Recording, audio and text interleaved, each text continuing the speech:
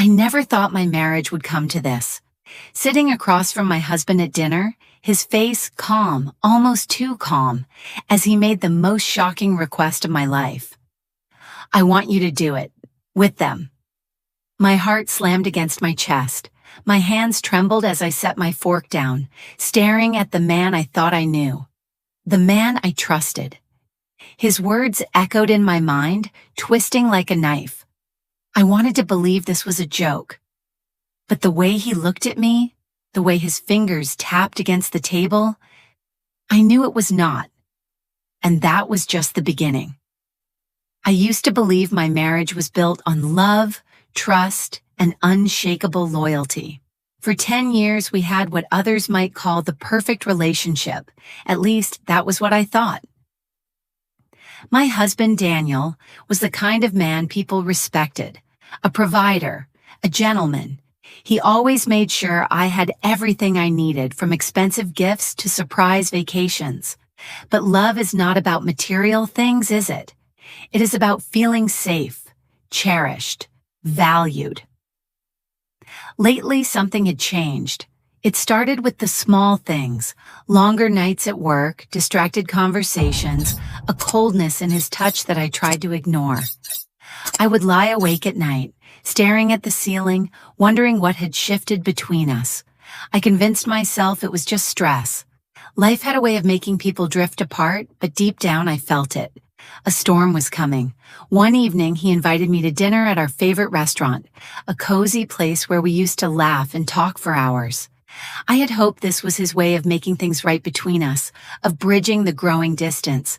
But from the moment I sat down across from him, I knew something was wrong. Daniel's eyes were calm, too calm.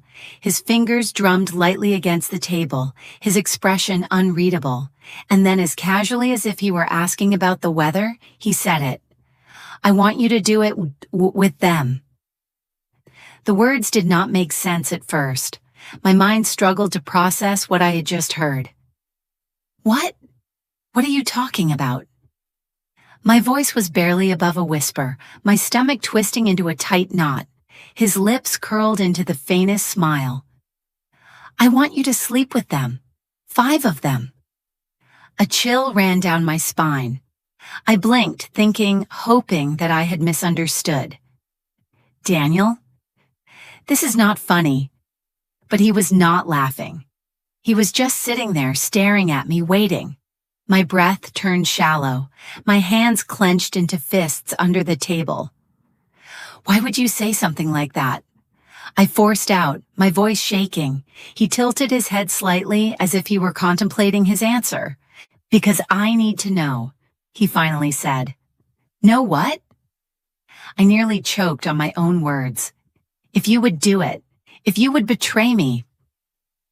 The air around us grew heavy, suffocating. A pit formed in my stomach, deep and dark, pulling me under. This was not about love. This was not about trust. This was something else. I could see it now, the way his jaw tightened, the way his fingers gripped the edge of the table just a little too hard. He was testing me, pushing me, and I had no idea why. My world, my marriage, everything I thought I knew was beginning to crack. If only I had seen the signs earlier. I could not breathe. My chest felt tight, my throat dry, as I sat across from the man I thought I knew, the man I had loved for 10 years. The restaurant around us had faded into the background, the quiet clinking of silverware, murmured conversations, and soft jazz music drowning under the weight of Daniel's words. Say yes, he repeated, his voice smooth, controlled. It was terrifying. I shook my head, my fingers digging into my lap. No, I will not play this game with you. His lips curled into a smirk, but there was no amusement in his eyes. A game? That is what you think this is? I swallowed hard. I could barely think straight, my pulse hammering in my ears. That is exactly what this is, Daniel. You are testing me, and for what? Some twisted fantasy? Some insecurity you suddenly have about me? His gaze never wavered. I have always known there was something inside you, something you tried to hide. Now I just want to see if you will admit it. I felt the blood drain from my face. Inside me, what are you even talking about? The way you look at them, he said, his voice eerily casual, as if he were commenting on the weather. The way your body shifts when they walk by. The way your eyes linger. I stared at him, stunned. You are paranoid. He chuckled, leaning back in his chair. Am I? Then say yes. If there is nothing there, it should not matter. I clenched my jaw. My entire body was trembling now, not just from anger, but from something worse, fear. You want me to say yes so you can use it against me? Maybe. Or maybe you just want an excuse to leave. His smirk faded just a little. I saw something flicker in his eyes, something unreadable. That was when I knew. This is not about me at all, is it? I whispered. His expression darkened. Careful now. You want me to do this because you already have. His fingers tapped against the table, slow, calculated. The smirk was back, but it did not reach his eyes. And if I have? My heart twisted. I felt like the floor had just disappeared beneath me, like I was falling into a pit with no way to climb out. Oh my God, I breathed. Do not be so dramatic, he muttered. You act like I have committed a crime. My hands curled into fists. You have been unfaithful and now you want me to… What? Humiliate me? Sink to your level so we are even? His eyes locked onto mine, sharp as glass. I want you to tell me the truth. Have you thought about it? Have you imagined it? I could not believe this was happening. I have never… Liar. The word hit me like a slap. I have been faithful to you, Daniel. I hissed, my voice breaking. I have given you everything, and you… So you have never thought about it? He interrupted. Not even once? I felt sick. You disgust me. He smirked again. That is not an answer. I pushed back my chair, my legs weak beneath me. I am leaving. But before I could stand, his hand shot out, gripping my wrist with surprising force. Sit down. The command in his voice sent a chill down my spine. People were watching now, glancing over from their tables, sensing the tension. I slowly lowered myself back into my chair, yanking my wrist from his grasp. You are scaring me, I admitted. He tilted his head. Good. Tears burned my eyes, but I refused to let them fall. What happened to you? His eyes darkened. I could ask you the same thing. I took a shaky breath, trying to keep my voice steady. If you are looking for a way out, just say it. A way out? He chuckled. I do not want out. I want the truth. You do not deserve it. Silence. He studied me, his fingers still tapping rhythmically against the table. So that is your final answer? You already know it, I whispered. Something shifted in his expression. For the first time that night, I saw something real, hurt. It lasted only a second before the cold mask returned. Then we are done here, he said, pushing back his chair. My breath caught. What does that mean? He stood, straightening his suit jacket. It means, my dear wife, that I have what I need. I felt a chill creep up my spine. And what is that? He leaned down, his breath warm against my ear. Confirmation. My stomach twisted. Daniel. See you at home, he said, walking away, leaving me there, shaken, broken, and more terrified than I had ever been. Because I had no idea what he meant, and that scared me more than anything. If only I had seen the signs earlier. The drive home was silent, but my mind was anything but. My thoughts raced, looping over and over, trying to make sense of what had just happened. Daniel's words haunted me. I have what I need. Confirmation. What did he mean by that? What was he planning? My hands gripped the steering wheel tighter as I pulled into our driveway. The house stood still, dark and uninviting. It was the same house we had built our life in, but at that moment, it felt foreign, like a trap waiting to spring. I hesitated before stepping out of the car. My body screamed for me to turn around, drive away, and never look back. But where would I go? This was my home. Or at least it used to be. Taking a deep breath, I unlocked the front door and stepped inside. The air was thick, suffocating, as if the walls themselves held their breath. Daniel. My voice was small, uncertain, no response. I walked further into the house, my heels clicking softly against the wooden floor. The kitchen light was on, casting an eerie glow across the space. My eyes scanned the room, empty, but then I saw it. A wine glass, red liquid swirling inside, and next to it, a note. My hands trembled as I reached for the small folded paper. My breath hitched as I read the words scrawled in Daniel's neat, controlled handwriting. Upstairs, bedroom. My heartbeat roared in my ears. I did not want to go. Every instinct told me not to, but I had to. With slow, deliberate steps, I climbed the staircase. Each creak beneath my feet sent shivers down my spine. The hallway felt endless, stretching before me like a dark tunnel with no end in sight. When I reached our bedroom door, I hesitated. My fingers hovered over the handle. I could feel something on the other side, something waiting. I pushed the door open, and I froze. Daniel sat in the armchair by the window, a glass of whiskey in his hand. His suit jacket was gone and his tie loosened. He looked relaxed, too relaxed, but I barely noticed him, because standing at the foot of our bed were 5 men, tall, broad, strangers. My body went cold. What is this? My voice was barely above a whisper, but I already knew. Daniel took a slow sip of his drink before answering. You never answered my question, so I thought I would give you a choice. My stomach twisted violently. What? What are you talking about? He leaned forward, resting his elbows on his knees. His eyes were sharp, filled with something I could not name. Do it. Right now, in front of me. Or... He paused, letting the silence suffocate me. Or what?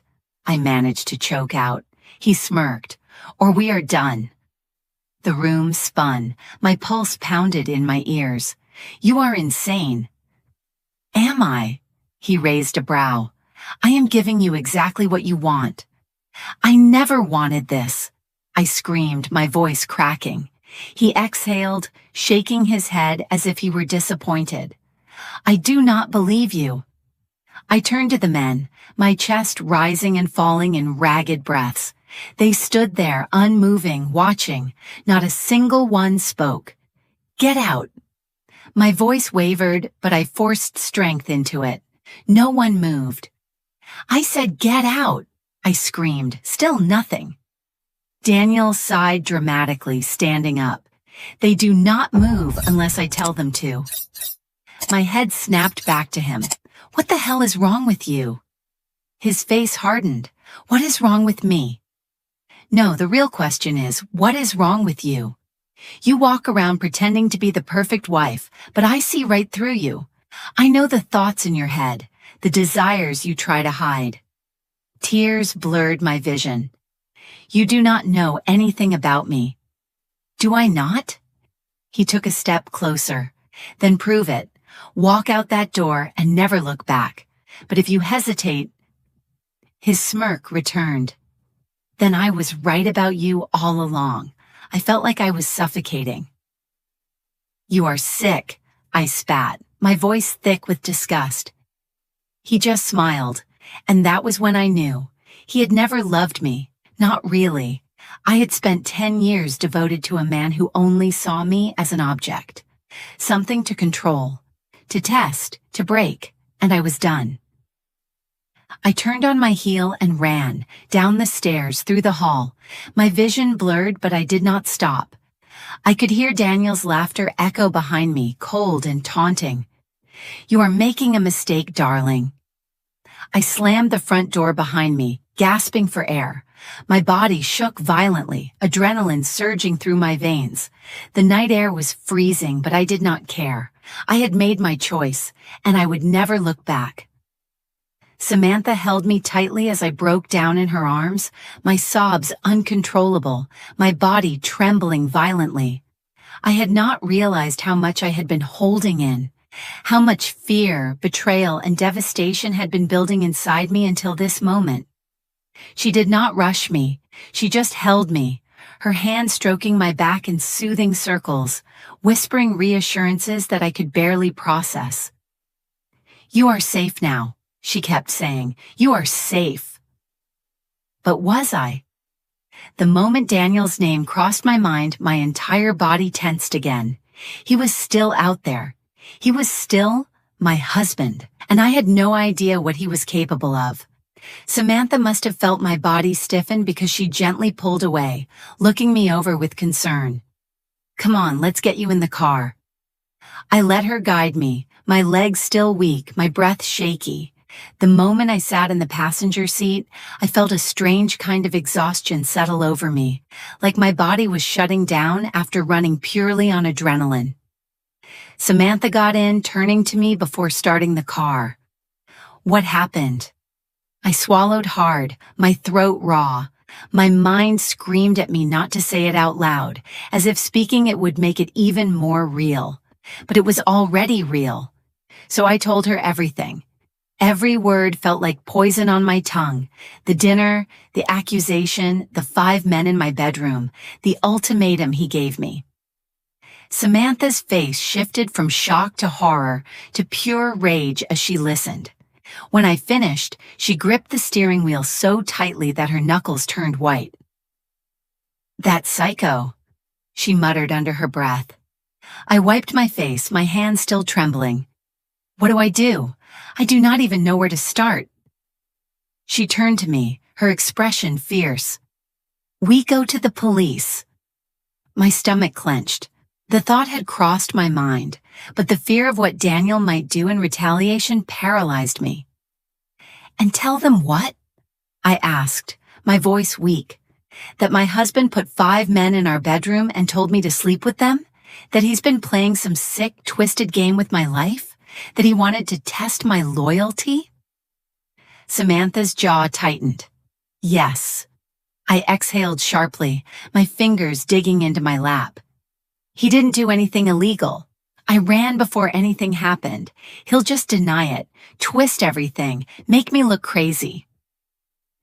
Samantha was silent for a long moment, then finally said, "Then we find another way." I turned to her. "What do you mean?" Her lips pressed into a thin line. "We build a case. We find proof. If he's done this to you, chances are he's done something like this before. He's not as untouchable as he thinks." I wanted to believe that. I needed to believe that. But Daniel was powerful. He was methodical, and he had been planning this for a long time. "What if he comes after me?" I whispered. Samantha's expression darkened. "Let him try." She started the car, pulling out onto the road. The tension between us was heavy, but underneath it I felt something else. Hope. For the first time since this nightmare started, I was not alone. I barely slept that night. Samantha let me stay at her place, gave me clothes and made me tea, but nothing could calm the storm raging inside me. I lay in bed staring at the ceiling, my mind replaying everything over and over again. Every word, every look, every time I ignored a red flag. By the time morning came, I felt numb. Samantha knocked softly before stepping into the room. I made coffee. I sat up slowly, my body sore from the tension. "Thanks." She handed me a steaming mug before sitting beside me. She hesitated before speaking. "I checked your phone while you were sleeping." I stiffened. And her eyes met mine. Daniel's been calling you. A lot. A shiver ran through me. What did he say? I asked, even though I was terrified to know. Voicemails, texts. Some of them sound normal, apologetic even. Others... She stopped, pressing her lips together. Others what? My voice barely came out. She sighed, reaching for my phone. You should listen for yourself. I hesitated before taking it. My fingers hovered over the play button for the first voicemail. My heart pounded as I pressed it. First message. Baby, where are you? You are overreacting. Come home and we can talk about this. Second message. Okay. I see what this is. You are trying to punish me. That is cute, but you need to come home now. Third message. I was right about you.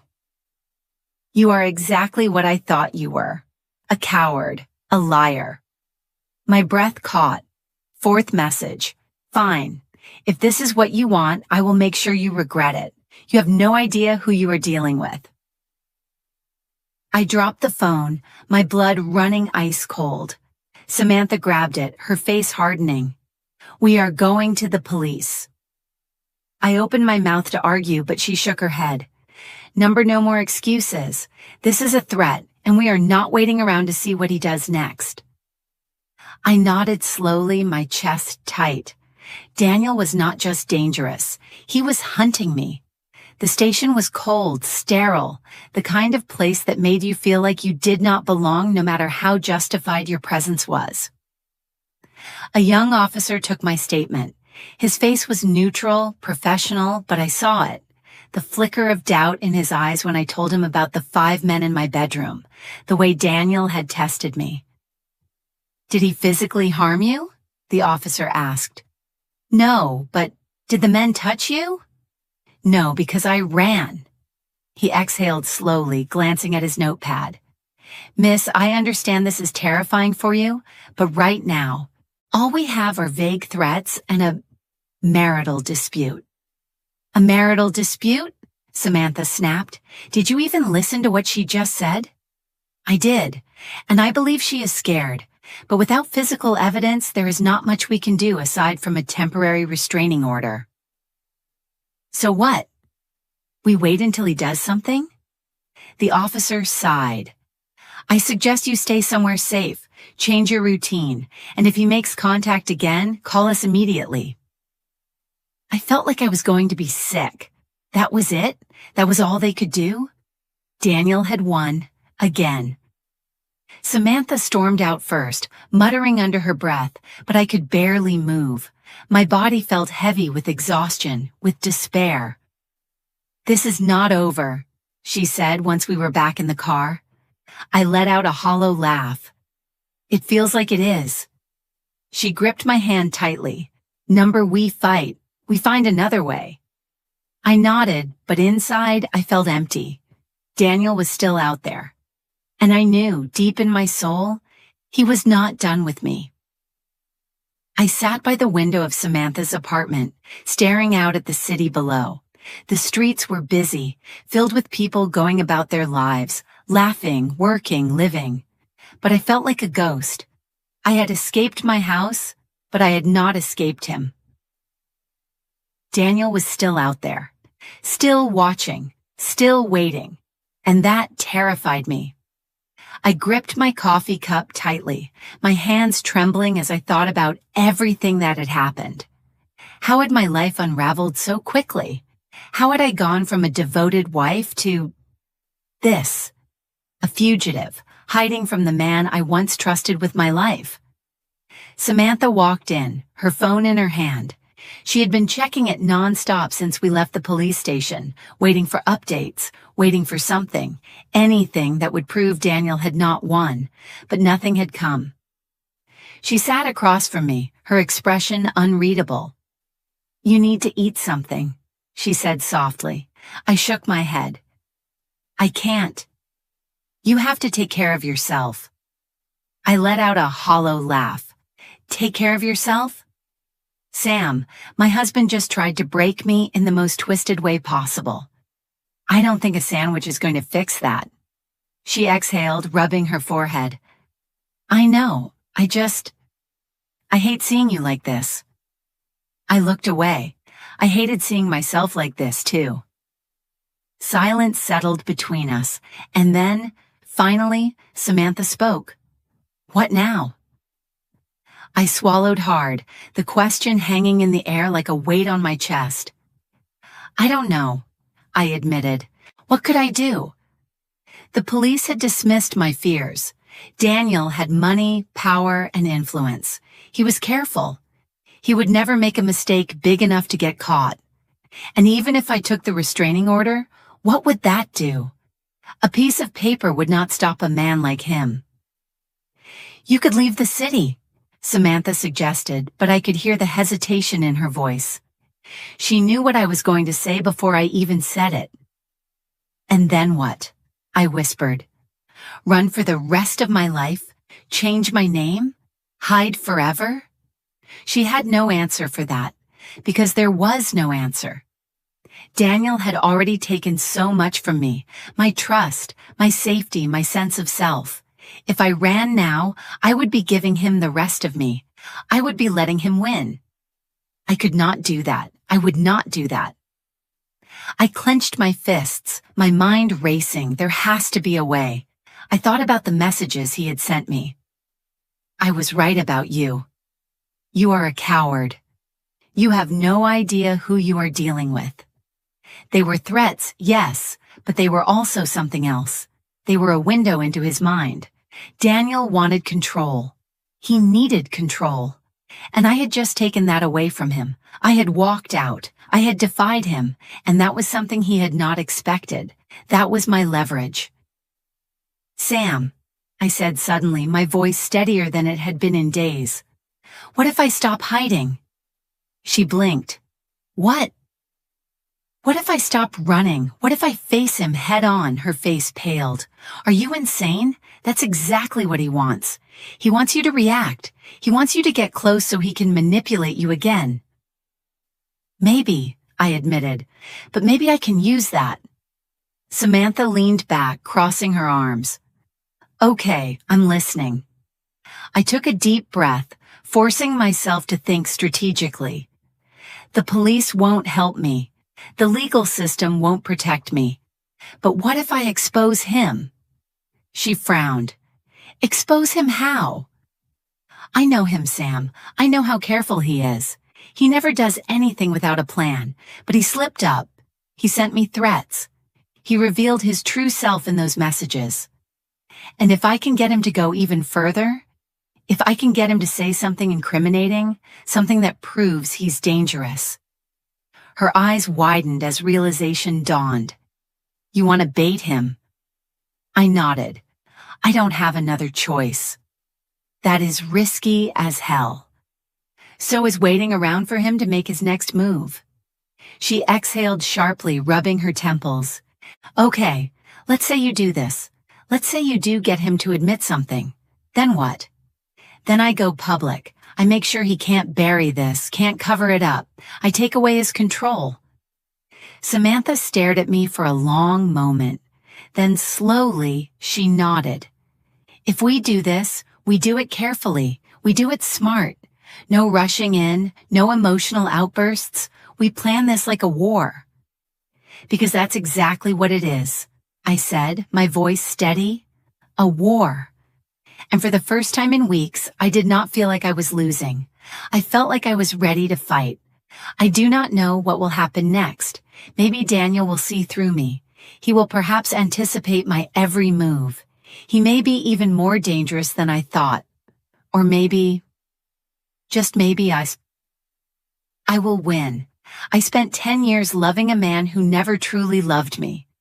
10 years being controlled, manipulated, tested. 10 years of thinking that I was safe. I was wrong, but I will never be that blind again. I have learned something from this. Monsters do not always hide in the shadows.